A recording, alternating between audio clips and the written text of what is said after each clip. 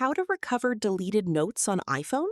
Don't worry, you can usually recover it in just a few taps.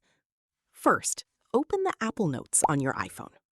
If you're viewing a note, tap the back arrow until you see your folders list. Next, open the Recently Deleted folder. Here, you'll find notes that have been deleted within the last 30 days. Tap Edit in the top right corner, then select the note or notes you want to recover. After selecting them, tap Move at the bottom of the screen. Choose the folder where you'd like to restore the notes, such as Notes or any custom folder you've created. The selected notes will immediately be moved back and become available again. If you don't see the note in Recently Deleted, check your other accounts, like iCloud, Gmail, or Outlook if you use Notes with multiple accounts. And that's it. You've successfully recovered deleted notes on your iPhone.